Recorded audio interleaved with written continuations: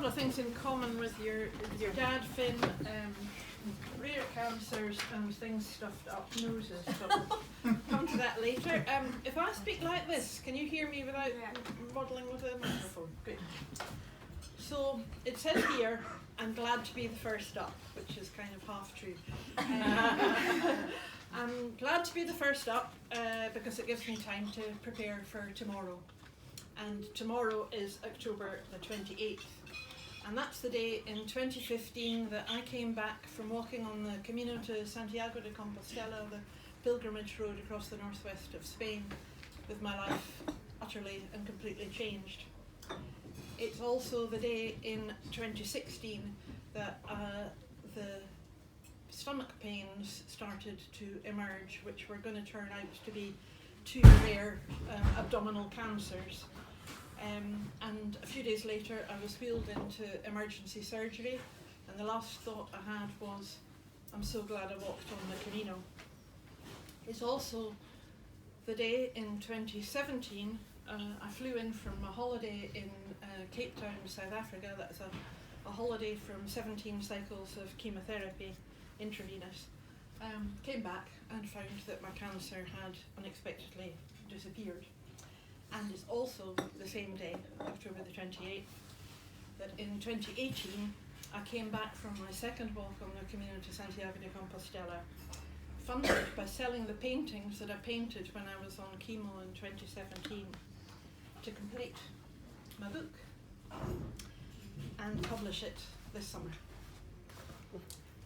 But those are only a few years of what's been, as you can tell, a very long life. I would say you could tell more before I had cancer, because before I had cancer I was grey, and I had thin grey sort of straight hair, and this is what chemo does for you. Gives you all natural, fancy, curly and shiny. Try it, Sid. So the book I wrote is not about cancer. It's called Walking Backwards Up an Apostle's Nose. It's about fascism and police brutality and Catalonia and Galicia and Andalusia and Spain. It's about adultery and divorce and abortion in a country where all of those things were illegal. It's about naked bottoms, mine, a boy's and a Barcelona policeman. It's about sparkling blue horses, things stuffed up nostrils, I promised you, corpse brides, and love until the end of the earth. And it's far too long a story for me to tell you it all. And watching the news and things happening in Barcelona over the last few years, I've dithered about whether to change what I was going to say, but no, I'm going to give you the bits that I want to tell you. So what I want to do is to tell you a bit of some of the story that's in the book, and then read your wee excerpt, if that's okay.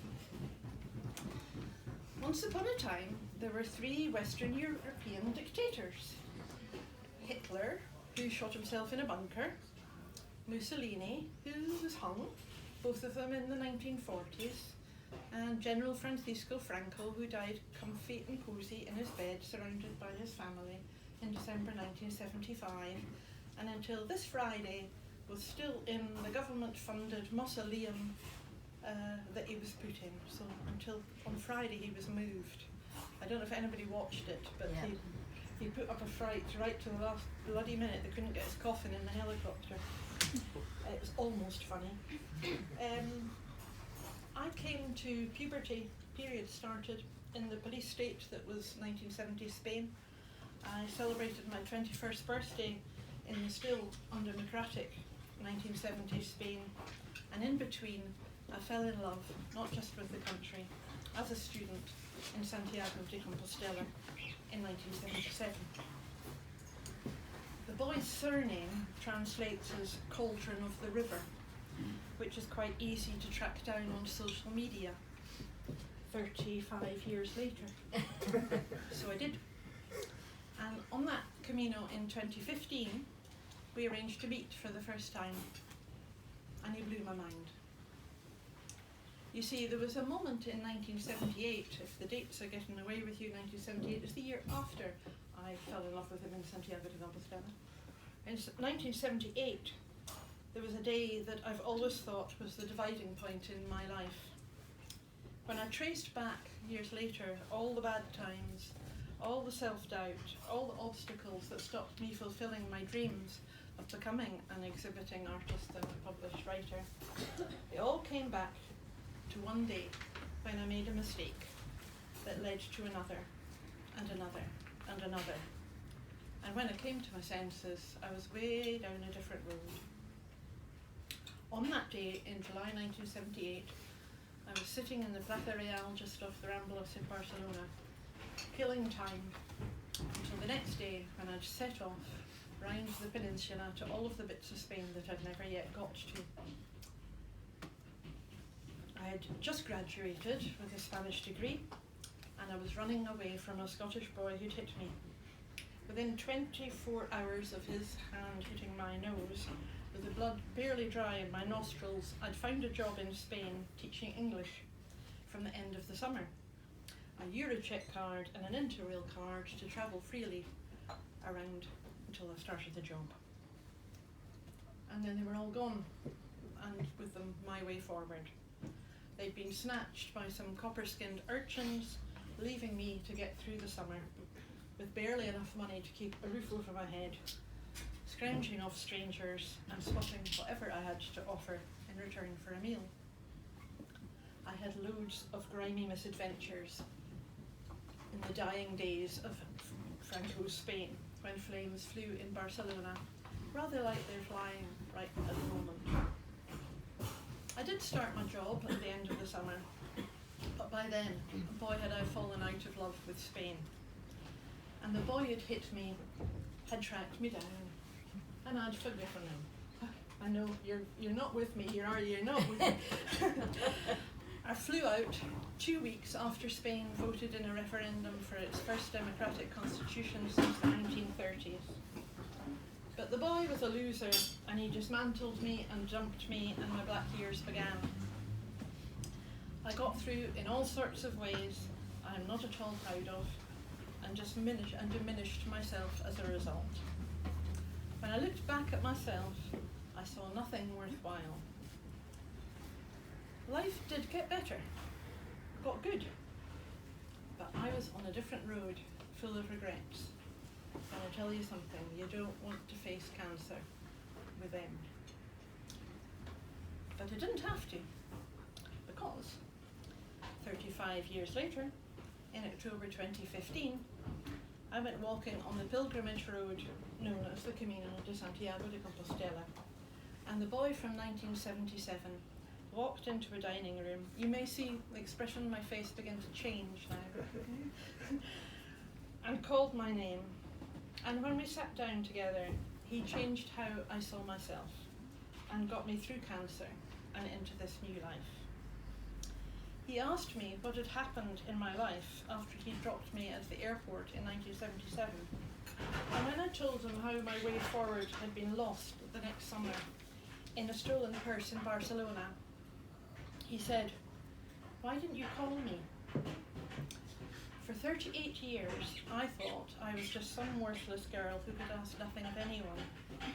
But you see, he told me something else. I had made him happy. I maybe could have chosen a different bit of the story of the book to tell you, but that's the book I'd like to share. This is the bit that I'd like to share, please. And that's because of the date, because what I've told you about the date. So this is the bit of the book that I'd like to read you. As you can see, it's near the end, so spoiler alert.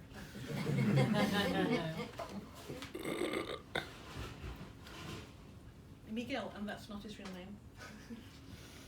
Miguel and I talked in our thua last week of those secrets in our lives that made us more than strangers. He told me that he'd been drowning before we met in 1977, sucked down by judgment. He had been lost, rejected for the career he wanted because his marriage had failed, a sin not just to church, but to commerce in not yet democratic, far from secular, militaristic Spain. His father had had no confidence in him, and for all he knew, his father was right. He had thought that catching a wild, free foreigner in his bed would be a momentary anaesthetic. That, he said, had been the macho way for generations before him. After I had gone, though, scatterbrained and messy-haired, he found I had left something behind, unseen amongst the crumpled coal-stained sheets, an idea of something better. What had begun as a summer adventure had changed. There are two Spanish words for to be. One, ser, is what you inevitably, irrevocably are. The other, estar, is for the impermanent state in which you find yourself now. Are you happy now? Are you a happy person? It appears I gave Miguel happiness as a thing to be. I had walked away, leaving happiness as his, owned by him to take inside himself, cultivate, and share insofar as he alone wished. I have nothing more to do with it. I came for adventure, and I took it. I didn't spout guidance on how to find happiness, like an apostle's creed, nor a guru's mantra, nor a coach's pep talk. It wasn't from the rule book of the he pack or the she pack. It was just very simple, totally unspecial, healthy, lucky happiness. I had brought it from a Cold War bungalow full of art and fairy tales, noisy with atheism and democracy, in a garden of wild Scottish imagination. He said the lesson came from my ability to say, I am. I inevitably, irrevocably, permanently am. I am a traveller. I am a sexual being. I am your equal. I am human too. His world taught him, you are. Your father is a military man. You must go where we tell you, 36 times of starting again in a new town, never belonging. You are a man. You must behave in this way. You are a loose woman. Too forward. You must be shouted at like this. You're going to eat this chocolate off a decimal coin, or you're going to be weak. You are a bank employee. Your marriage has failed. Your career must fail too. With me, he saw that he could go on his own journey, one never imagined when under the command of father soldier, father protector, father who didn't believe in his son. This wild spirit, this flibberty-gibbet who's flitted from Spanish summer to Spanish summer and back to her grandfather's Scottish coast. This little round Scottish brownie, me, had broken all the rules he knew.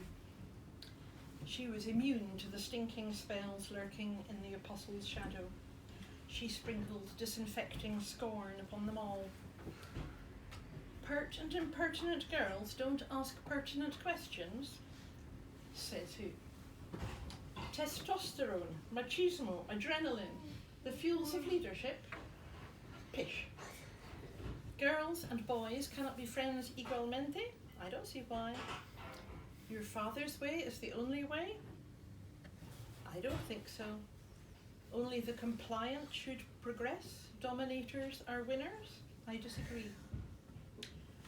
Over the years that had followed, he found that I am spirit at all his crossroads, like a happy yellow arrow pointing away from the duendes of dank gossiping ditches, uphill to a sunny summit that he had thought too far and too steep.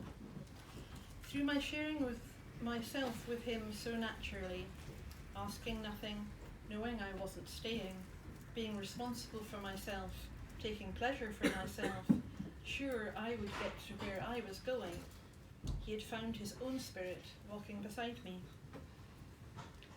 Wherever our roads take us from now on, he said, with force, I will never, ever forget that the happiness you brought that short summer carried me onwards. He said it sang in his head, changing the rhythm of his life. I have realized, he said to me, age 62, that you can carry what you love about someone through 38 years without seeing them.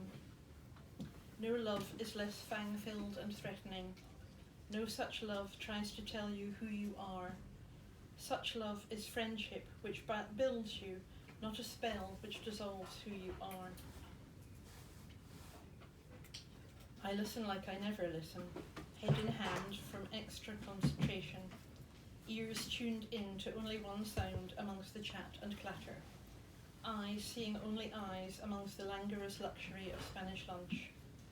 The smiles on our faces are wrinkled and lined, and the pleasure is deeper than when our appetites were hungrier and satisfaction momentary, like an accidental slip of seafood on sticky fingers.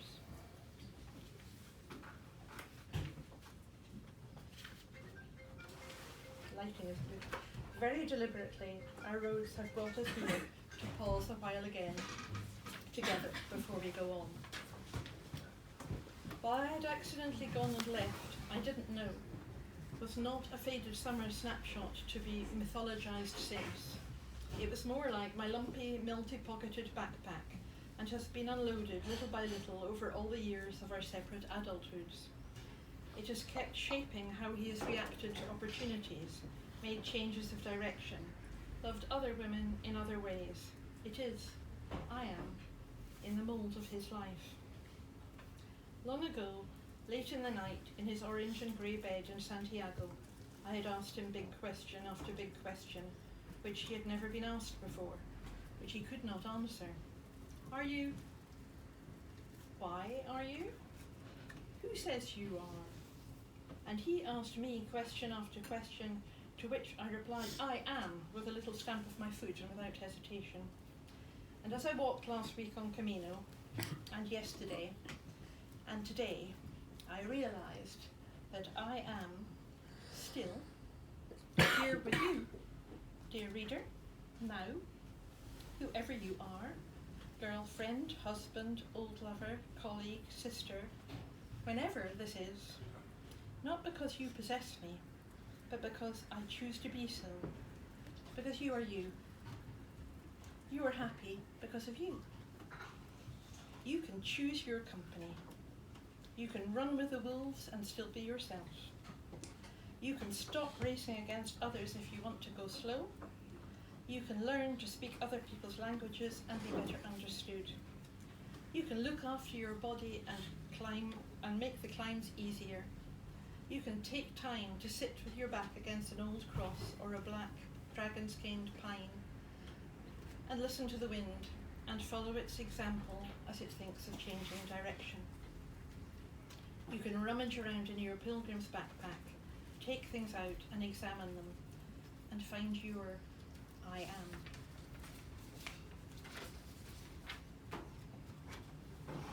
A year later, when the registrar at ARI told me the cause of the pains I'd had since October the 28th, and I was wheeled off to emergency surgery, I thought, I'm so glad I walked on the Camino. And this is why.